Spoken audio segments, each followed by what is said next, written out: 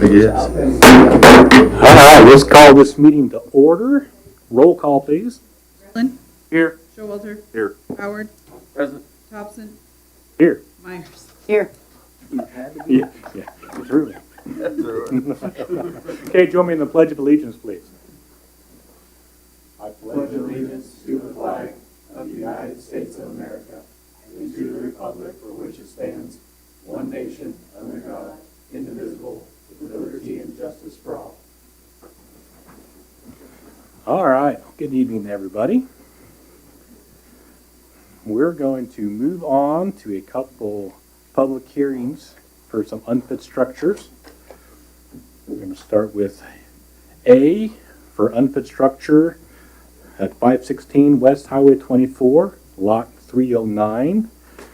We are going to open up this hearing at 5:01 p.m. And Jeff up here to give us some info. Yeah, good evening. I presented this back to you guys back in September. Just a trailer house that pretty much got water damage, electrical issues. It's just flooring, it's just a mess, full of trash. You've seen the pictures. We aren't going to go through all those again unless you want to. I can have Josh put them back on. So I did visit with the gentleman. He's not interested in, fixing up. He just wants to get some of his personal items out of there. So we're going to work on that, I think, Thursday and Friday. So he's not going to show up for it. Okay. Is there anybody else here who wishes to speak on behalf of this property?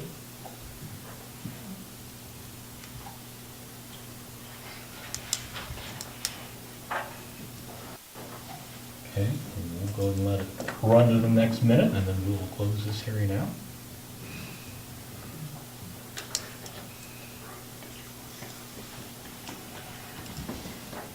Okay, let's close this hearing at 5:03 p.m.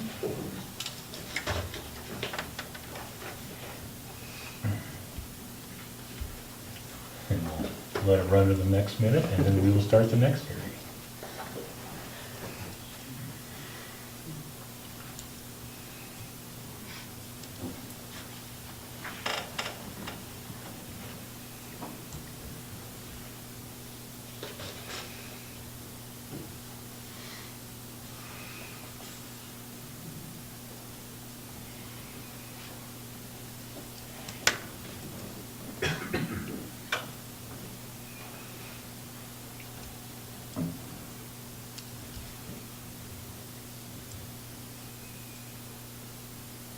It's an extra long minute.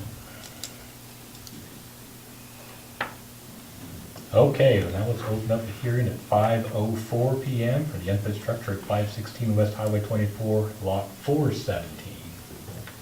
Jeff? And the same thing, back in September, presented this to you. Back in August, we had that issue with the trailer 309. The gentleman, same gentleman, owns the 417. Severe mold. The ceiling's actually caved in. He didn't realize that until we went in to look at it. Same thing, he's not interested in fixing it up. He got asked to move out of that one because of the mold, I think 2 or 3 years ago, and he's just been using it as a storage unit. So he's actually gotten his stuff out of it now because of all the water coming in it and the roof shot. So and again, he's just trying to get his stuff out, so somehow get it taken care of and get it out of there for him. So. Okay.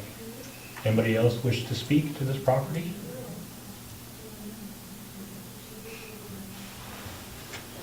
If not, we will go ahead and close this hearing at 5:05 p.m. Thank you, Jeff. Okay, let's move on to public comment. Frankie, do we have anybody signed up for public comment? I think we do. Okay, great. Please come up to the podium. Thank you. I just want to take a minute to introduce our new officer. This is Rob Johnson. You may or may not know him. He's worked at Walmart for several years. He will be leaving November 28th to go to the academy, and it's kind of a bad time because you got Christmas breaks and all that, so he will not finish till March, the middle of March. So just wanted to introduce and that way put faces with names if he doesn't know you, so. Okay, great. Well, welcome. Thank you for joining our police force. We look forward to having you. I look forward to being here. Thank you. Thanks, Rob. Okay, let's move on to 4, the consent agenda. We have A, the 322 Commission meeting minutes. B, the appropriation ordinances 2022-20, 2022-20A, and 2022-P20. And C, the public transportation assistance grant approval. Does anybody have any questions or comments on any of these? I move that we approve the consent agenda items A, B, and C. I have a motion by Commissioner Redlin, Second. a second by Commissioner Myers. Any other further discussion? Roll, please. Showalter, Yes. Howard, Yes. Thompson, Yes. Myers, Yes. Redlin. Yes. Okay. Move on to 5, ordinances and resolutions. Starting with A, resolution 1602 for unfit structure notice at 1514 Caldwell Avenue. Jeff, welcome back.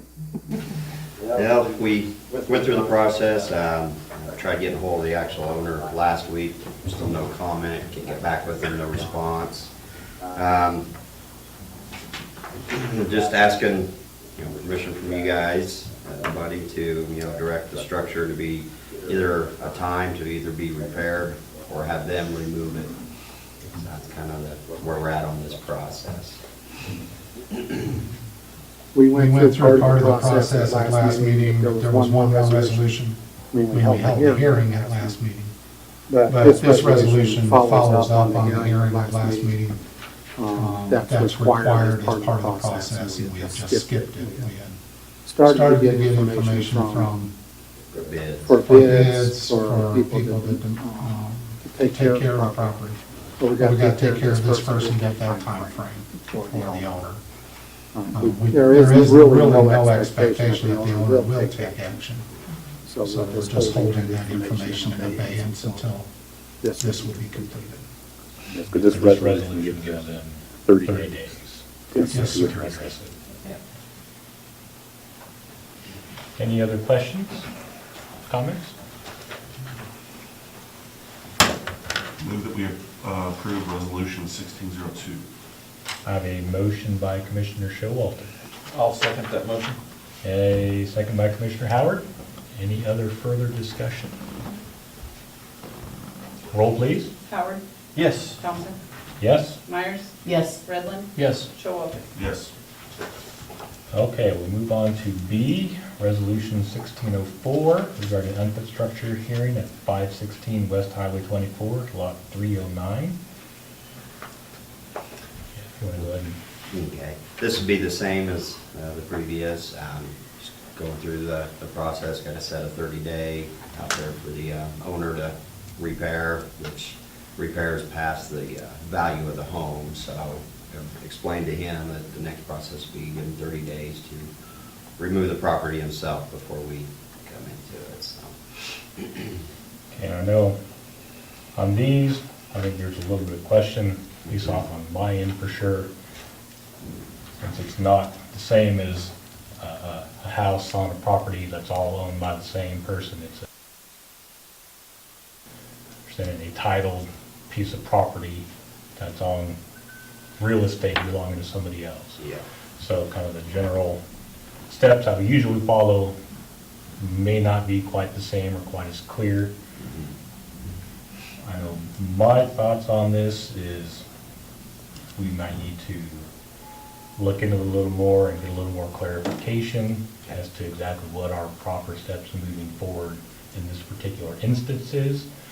I don't know how you guys feel about it, but my thoughts are that we should probably table this for now until some more information can be discovered, exactly how we need to proceed regarding these properties moving forward. Yeah, I think regarding the 2 trailers, which is this one and item C, there is probably some clarification just to make sure that this is the right process. In order to assess the cost, the basic holdup is if the city ends up having to tear down the structure, and then you have a certain amount of cost associated with it, can it be assessed against the property owner, or does it the mobile home owner, or does it get assessed to the mobile home park owner? And we want to make sure that it's assessed against the right individual. And just want to clarify that this is the correct way, or that it would actually follow through. That's not saying the person will end up actually paying it. That's the harder part. Sometimes it gets paid and sometimes it doesn't, but you have to follow the correct process, so. Okay, so we just want to table these the next meeting. Yeah, I think if you can ask for a motion to table, and then we'll just set it up for next meeting and get the answers that you need. Are we gonna do both at the same time, or Yeah, just probably just do them individually, Individually? just to be, I move that we table resolution 1604, unfit structure, lot 309? okay, I have a motion by Commissioner Myers, I'll second. second by Commissioner Redland. Any other further discussion? Roll, please. Johnson, Yes? Myers, Yes. Redland, Yes. Showalter, Yes. Howard. Yes. Okay, and then we move on to C, which is Resolution 1605, regarding the structure at 516 West Highway 24, Lot 417. I move that we table resolution 1605 till next meeting. Okay, I have a motion by Commissioner Howard, Second that motion. second by Commissioner Showalter. Any other further discussion? Roll, please. Myers, Yes. Redland, Yes. Showalter, Yes. Howard, Yes. Thompson. Yes. Okay, then we'll move on to D, which is ordinance 1761, which was a request to rezone 905 West 16th Street. Kent? Yeah, the planning commission, we ended up application to change the zoning for lots 1 and 2 of Block 8 of Sharps Edition, which is on basically 16th Street in Colorado. The planning commission held a public hearing last week. But we ended up having a discussion with the applicant that same day and kind of clarified or came across some additional information about what the purpose of the request actually was and what their intentions for the property. And as part of those discussions, it came to light that they wanted to put a residence on the property. And so the residents, in order, the request on the application is to rezone it to commercial zoning. And in the Goodwin zoning code, it states that the primary building within a commercial zone can't be a residential structure. So that provided a complication, even though currently there's within the zone. We've got to get a zoning map in here. Have it hanging here. And it kind of shows all the areas within green, basically for a half block, north of 17th, basically.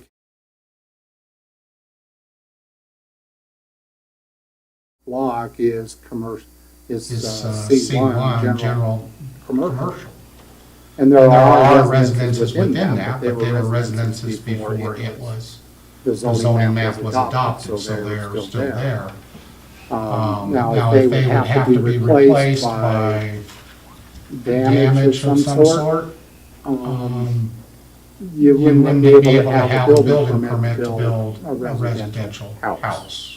To rebuild the house. So that's what makes it difficult, and that's why you have to be careful regarding when you rezone certain properties.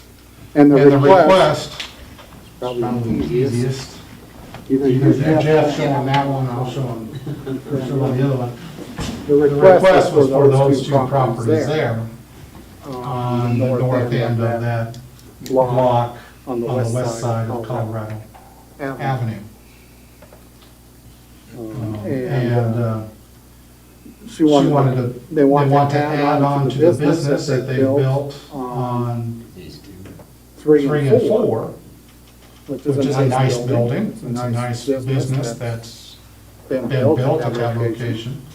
But But they want to add on to that building and then also have a residence.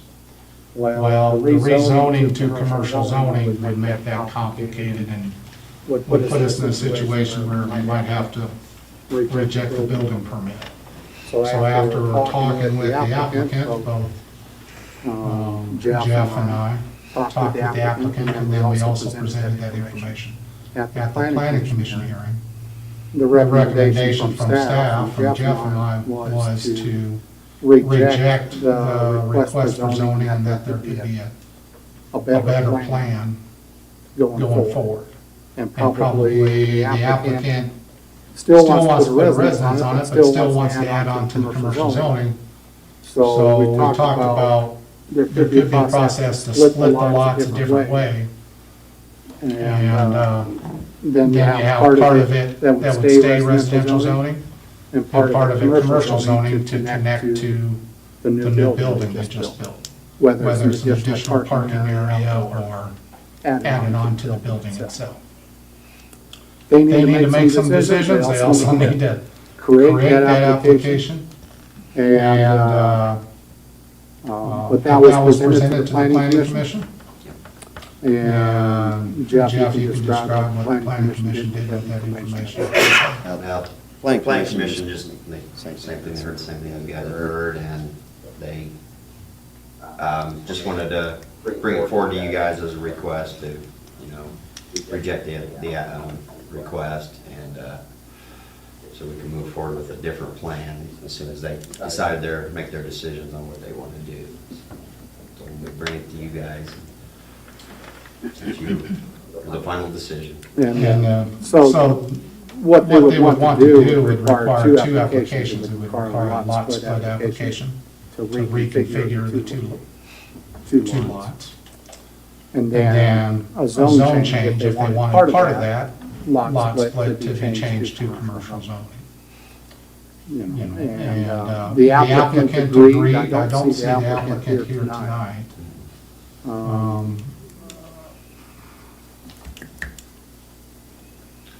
Lisa. Lisa. I want to say Luis. No, it's Lisa. Lisa Rodriguez. Raul Lisa. Where the applicants, they own the property. What type of business do they have? The trucking business at the time, they have a couple trucks they bring in, and about all they do in their shop, they built is service them, clean them up. One time she said, most generally, if anything overnight, they'll have one of them parked, next to on the street next to the building, and then they leave all day out in the field, they're gone. What their plan is to just add on to the backside where they have an area to drive through the shop, so they don't have to go through residential, the alley. That way it's all on their property. So Lisa was in agreement, and she was asked during the hearing, just to make sure for the planning commission that we weren't putting words in our mouth regarding the application. And the staff recommendation, in order to reject it, it's actually a motion to table the application. So then it's set aside, and then they'll come forward with, at some point, either basically a new application with different parameters. There was one neighbor that was at the hearing as well, and voiced his concerns regarding it, and he was satisfied with the plans that we talked about, but just basically what would happen with the current application at this point. Okay, thank you. Thank you. Any other questions?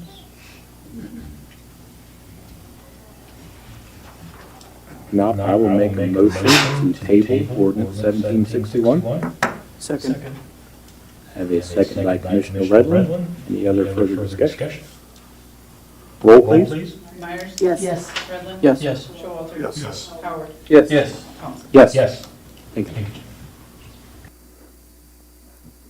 Okay, and we'll move on to E, Resolution 1606 regarding personal manual amendments. Kent?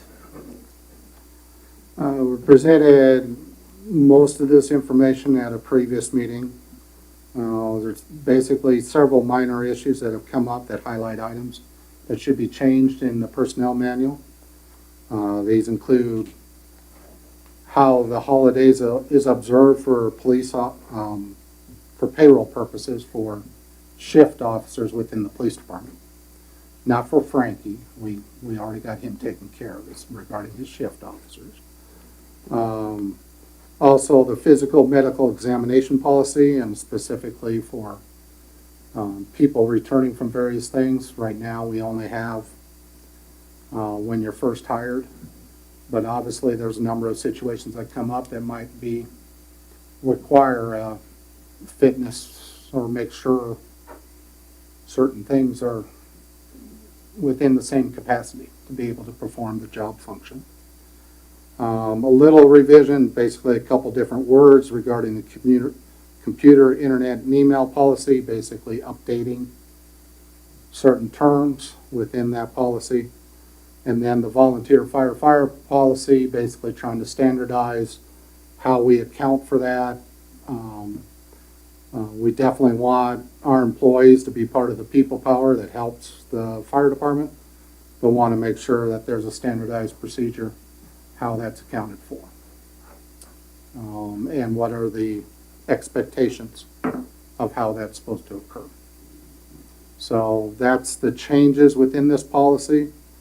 It does provide within the documents for you each of those policies, but it also provides what the current manual says, if it says anything, what the new manual would say, and then the justification for it.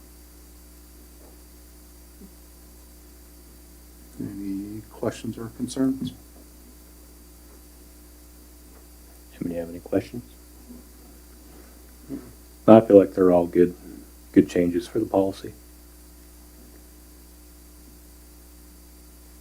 Move that we approve Resolution 1606. I have a motion by Commissioner Showalter, I'll second. a second by Commissioner Redland. Any other further discussion? Roll, please. Yes. Yes. Yes. Yes. Yes. Thank you. Okay. Formal actions, we have none this meeting. We move on to discussion items. Starting with A, the Sherman County Fire Department Number 1 Board, review of fire apparatus purchase with the reserve funds. Evening. Evening.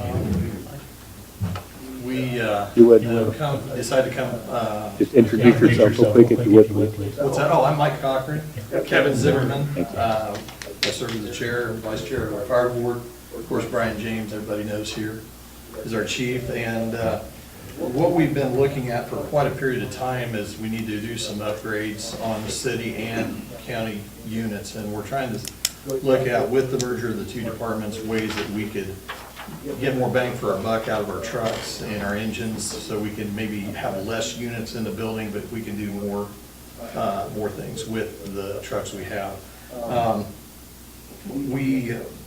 Before the merger, the fire board came upon I think it was a lease return truck that was just before COVID, before all the inflation. It was too good of a truck to pass up. It was the engine that we put in our fleet with the assumption that down the road we were looking toward merging in two departments. So we have an extra engine that's got the pumps on it, that's already turnkey, that we can use for both departments. And nice thing is we have for the ISO ratings that we have for the county, it worked real well. So there's one truck that's been removed out of your fleet. We've been able to use some of the components off that truck into this new truck, so we didn't have extra costs and hose some of the pieces that go in that truck. But going forward, we decided to get a quote on a new truck. And, you know, as in anything in this world we live in is expensive. This truck's gonna run us about $431,970 for this unit. But the nice thing is why we're coming to you is we knew that you had put about $250,000 that you transferred over, that you had saved up for new apparatus through the city. And what we're here to do is to kind of explain where we'd be using your funds towards this truck. And we're taking funds that we've been saving over a period of time in our current capital outlay, and also in a reserve account we have for purchases. So we have the funds right now to purchase this truck. The only challenge we're running into is they're telling us 755 days to get a unit. So we're looking 2 years out. Now, fortunately, we've been able, Brian was able to sign the contract agreements, and they had some cushion in there for any upcharges or charges that are going to be going forth. Nice thing is I think we can eliminate another truck out of your fleet, plus another one of our older trucks that's just becoming, you know, just a lot of this stuff's getting some age on it. It's hard to believe. 30 and 40-year-old units that we're going to rotate out of the fleet and combine them down into this one truck. So main thing we're here for is just to keep you in the loop where your funds is going towards this new apparatus that we're going to have. If you have any questions for us or Brian on this specific truck, you know, we're here to answer questions. And the county commissioners approved this, and we told them that we were going to come to the city commission. They said they'd like your input, and if you have no reservations, then we're going to go ahead and get this truck in order so we can get the prices locked down. So. Okay, so this is was going to take the place of two different vehicles? Well, yes and no. Yes, we're going to get rid of 2 trucks out of your fleet, 2 of the older pumps, your trucks, but one truck we had already kind of addressed with the purchase of truck engine 66, which is a truck that we was able to take some of your components off one of your trucks just to, you know, make sure we had all the tooling possible that it needed. And Brian, you know specific city, I'm not familiar with your city numbers on those 2 trucks that we're going to be pulling. It's engine 3 and engine 2. Engine 3 and engine 2, which one is a gas truck and one was an older Ford cab over truck, I think is parked over here in this building. So the Ford, we could put it, I think we've talked about going ahead and selling it, putting those funds back into the fund for future purchases. We have talked as a fire board about you send a certain amount of funds every year to the county. What we are going to do is, I think, what was the number we came up with, 30 or 35? 35 on our side. 35. That we're going to apply back to and a fund for future purchases, just so we have that cushion going down the road in case there's any major issues with a unit, or if we are looking, you know, what was a $200,000 truck is now $460,000. You know, we got to always be looking forward to 10 years down the road. So that is kind of why we're here, and just kind of keep you in the loop of where your funds are going to be used, and make sure that you have, if you have any reservations or if you have any questions for us on it, we're more than happy to answer them. Yeah, well, I mean, I think we should trust you guys are making a decision that is best for the fire department. You know, one of the nice things about this merger is so that ACC and board can kind of do what's best for everything. You know, I suppose maybe at some point down the line, the discussion would ever come back up to split it back in county and city. And, you know, big purchases like this, I was about with combined funds may become an issue later on. But as far as right now, I don't think there's any issue. Yeah, the nice thing is we're, long-term is our goal as a board is so we can eliminate duplications. You know, we've got units that were for city only, we don't have that muddy area anymore. And it's really been really nice because, you know, all that apparatus can go to anything. Where there's a need, all these units are available. So But with that, I just want to thank you for your input, and we're going to go forward with the purchase of this truck. And the second truck, is it truck 3? Truck 2? The one will still be in the building until I call it the Chevy truck, it's the gas one. Will still be in the bay until this truck hits the ground, and then at that point forward, then we'll replace it. Court knows it's truck 2. Engine two. Yeah. So otherwise, everything's, it's going to be out there 2 years. It's hard to believe, but we at least got the ball rolling, and the funds are available to pay for the purchase now. So then now we'll start saving up for the future purchases. So. All right, All right, well, thank you for taking the All right, time to come keep us informed. Thank you.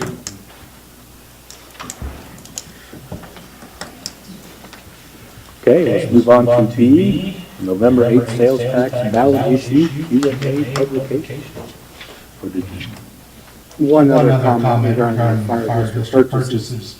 There's 7 vehicles, 8 vehicles, 7 vehicles that the city has, or had. Now it's part of the combined part, and the county had a similar number of vehicles. Well, you think 14 vehicles, that's an awful lot for one vehicle. But if you just think, when I was talking with Brian on Friday, if you would replace 2 or 3 vehicles a decade, to get through 14 vehicles, that still takes you 3 or 4 decades to replace all those vehicles.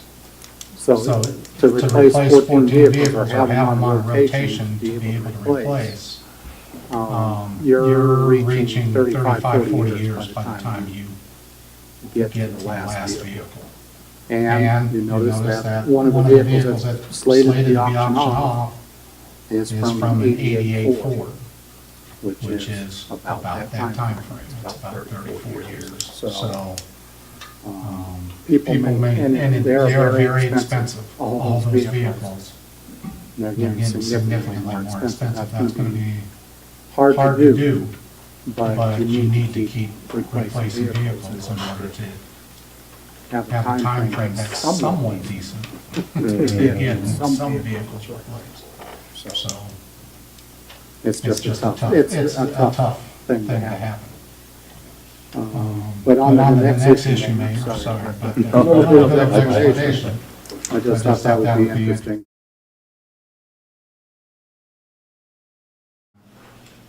We did present, including your packet, a possible, there was one question that wasn't completed, but there were several questions.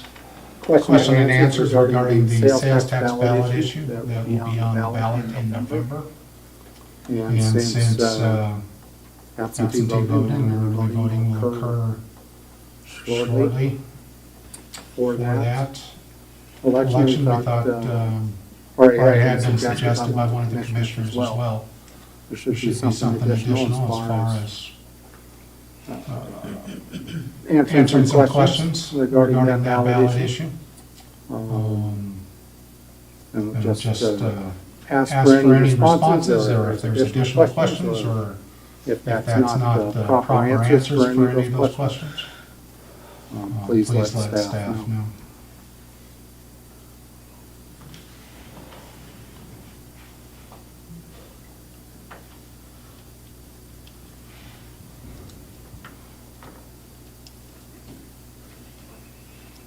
Is it on the, so where it has a breakdown of the current sales tax on here, where it's Staten, Sherman County, and Goodwin total.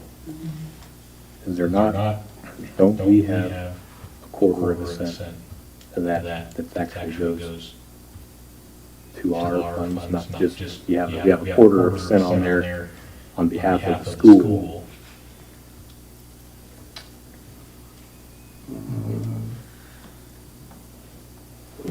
That's what I have as well, so I would have to confirm. Yeah. Mayor regarding that. Because this is a quarter cent that goes into our general fund of the sales tax. You're talking from the 1%? Just in general. Yeah, that would for sure be a Marion question.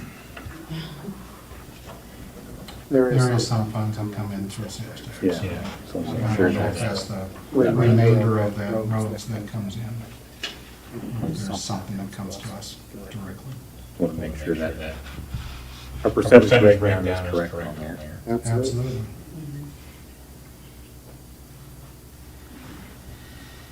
And that is good. I mean, it's good to have as much information out to the voting public as possible before they go out to vote, so they can be informed. You know, I think, other than clarifying the numbers on there, I think it all looks good. Like I said, how will it be used, you know, those questions. Yeah, that's just basically the repeating an answer to Yeah. one above, but sometimes people look for a specific answer or have a way that a question should be asked that makes sense to them. I would plan to distribute this. Well, we go on our website, also get posted here at the library, at the post office, and any other locations that would be accepting the post on something like this. Whether it be at the various coffee shops around town or not. For sure, Sharp might want to put it in the paper somehow. And in the paper. Yep. I agree with that. I apologize for not saying that.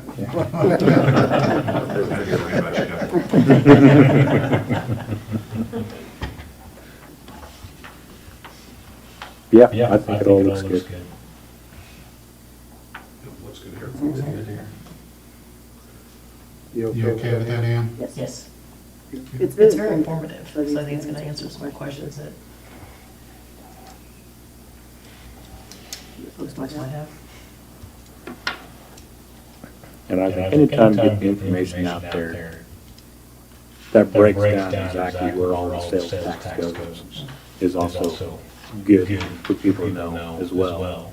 To know that it's not just us as a city taking 9% sales tax, you know, when you're out buying groceries. You know, we actually have a very, very small percentage of that actually come to us, and then a small, a little bit larger that goes to the county and stuff, but, you know, 2/3 of that goes straight to the state, you know, we don't even have any say over that. Right.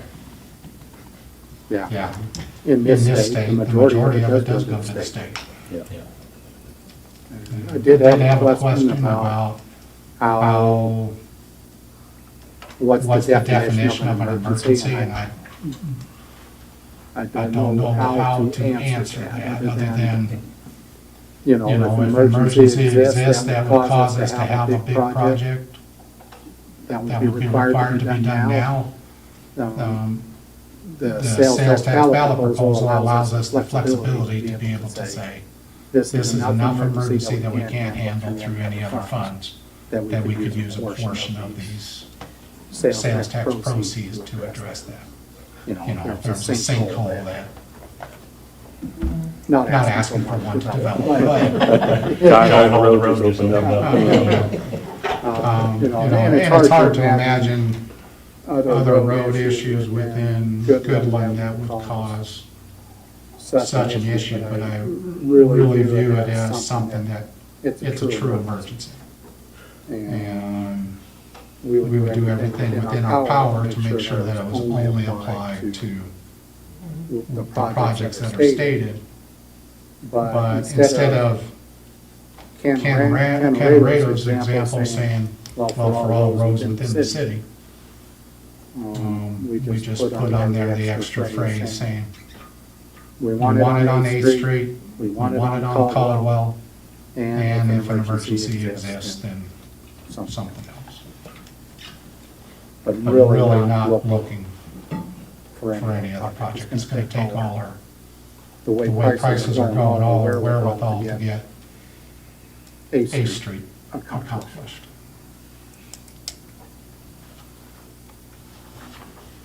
So we'll try to publish it and try to let people know. All right. Great, thank you. Okay, we'll move on to C, 2022 League Legislative Dinner in Colby. Ken? Yes, it'll be in Colby next week on October 25th. If you want want to attend, they're always informative for the upcoming legislative session. You're more than welcome. And just let city staff know, either myself or let the Mary or any of the other ladies up at the front office know, and we'll get you registered. Can also carpool if necessary, if it isn't working, and get you over there. I will be attending over in Colby next Tuesday. Is this a +1 meal? It can be, sure.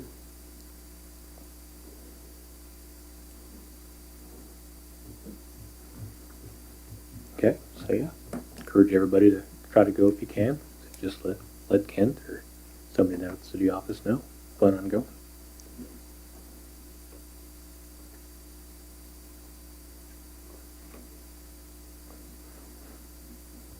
Okay, let's move on to reports, starting with our city manager, Kent. As part of the manager memo, we do have one additional thing before hopefully I can talk about it correctly. They are having a first annual Capturing the County celebration on November 5th, not 1st, November 5th at the old Elks Building, which is now going to be called the Price Convention Center. And it's being hosted by the Sherman County Farm Bureau, along with Sherman County Community Development. And tickets are needed for that event.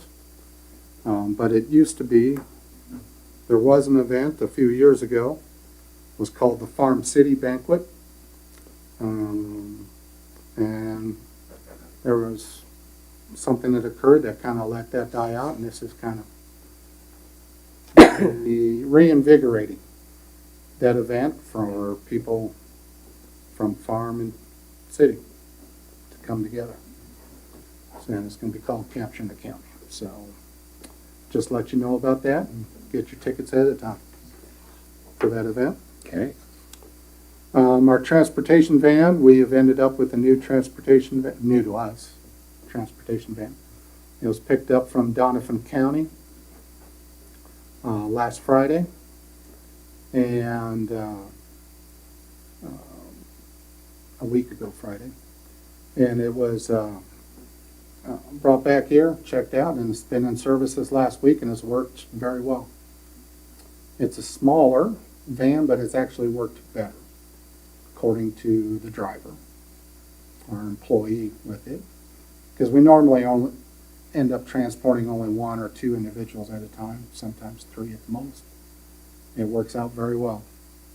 And it's more maneuverable, and it's basically just an oversized Dodge Caravan, which they've taken out the middle set of seats and have a certain way for a handicapped person to get secured within the vehicle. And it's worked very well. So that's new to us. We've returned the van to Thomas County and thanked them for allowing us to use their van for the last month. Worked out very well. They had the Kansas Association of Counties, so they did not have their meeting this morning, and I did not attend their meeting in Thomas County. So, but next chance I get, we'll be able to thank them in person for allowing us to do that. So it's worked out very well. We did meet with school district officials and with the sheriff's department, as well as city staff, and with the city engineer Andrew involved, regarding the traffic flow regarding West Elementary, and started having a discussion. We are going to basically flip the stop signs at 11th and Wyoming on the northwest corner of the school, or basically the crossing that heads towards Phillips Park. And that should help with the flow, at least immediately. There'll still be discussion regarding adding an exit street across to Texas, which is the street that's one block west, but that would be a significant cost. So we're going to try to take some intermediate steps here and see what the effect on traffic is at that location. So, was grateful for the school officials, the school superintendent, the school principal that were on site, and as well as the sheriff. And then as far as city staff and city engineer, we had a good conversation. So Good. The wastewater treatment plant, they are proceeding with the abrasive coating and painting proposal. Neil, do you have probably a more current update than I will regarding where they are in the process? One of their sandblasters went down, so, Well, they got They three got stuff out there. yeah, they're slowed up a little bit. They're down to one blasting machine, but they had to order more media. Instead of being 20 mils thick, in some places, they're figuring it's more around 200 mils thick. So it's taking a little more time and material to get through what is there. They've got a bunch of it already prepped and the first coating on a lot of it. They're starting to get on the outer and trough areas now. They've kind of got that center clarifier area mostly done. They're still working on that, but they've slowed down significantly since they've lost one machine. And I think they're gonna try and get it up and running as soon as possible to move forward quicker. They've They've already cleaned cleaned the the base base once from all the media media that they've already had to use, so. But It's that's just part of the process. But But they are proceeding as fast as they can to get it completed, so. And we're still waiting on a few pieces and parts, so when they're complete, then we can start. And, We'll we'll send send you you pictures. pictures, so. It It is is a significant difference once it's completed, so. That's That's about about all. Also included in your packets was the police monthly activity, of course, in the month, and fund balances. There is a concern, and we'll be addressing it towards the end of the year as far as the electric department. Obviously, we're getting charged quite a bit for the power purchases. And we're not making money on it. I mean, it's just what we're getting charged, and then we're having to pass through regarding our cost adjustment that occurs. But it is, if we stay on its current trajectory, will exceed both on the revenue side and on the expenditure side as far as the budget for 2022. But there's really no way to avoid that. Yeah. You know, people still want power in their homes. We can't just shut it off. So, well, we could, but it wouldn't be a good idea. So, we're just proceeding at pace, and we want it closer to the end of the year, but we will probably have to have at the end of the year a budget amendment to account for that. So that involves a hearing, so we'll have to publish in the newspaper how much we've exceeded on the revenue side and how much we've exceeded on the expenditure side. But Okay. we don't end up with a net of anything additional because of it. It's just because of how much natural gas costs and the other energy costs that are being passed along to us right now. So just be aware that it'll be forthcoming here before the end of the year. Okay.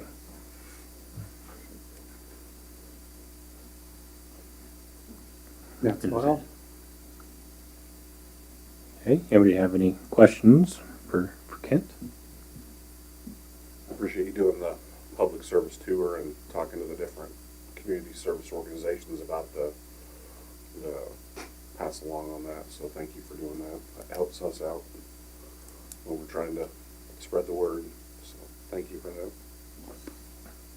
Yeah, it needs to be done, because I would have the same questions. Why is there this cost adjustment?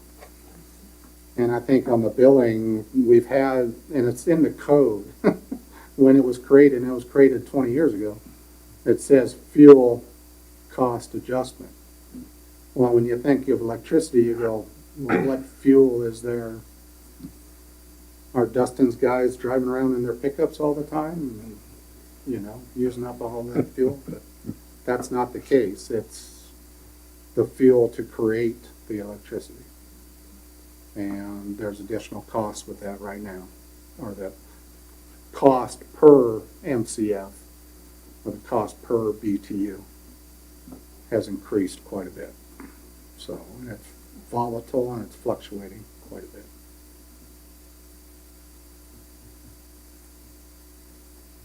Thank you. Move on to Commissioner reports. We'll start down here on my left with Commissioner Redlin, Nothing to report. Commissioner Howard, I don't have anything. Commissioner Myers, I don't have anything at this time. Commissioner Showalter. No report. Okay, and for the mayor's report, I have nothing else that I want to add. So I would entertain a motion to adjourn at 5:52 p.m. So moved. Second. Second. All in favor, say aye. Aye. Aye. Thank you, everybody.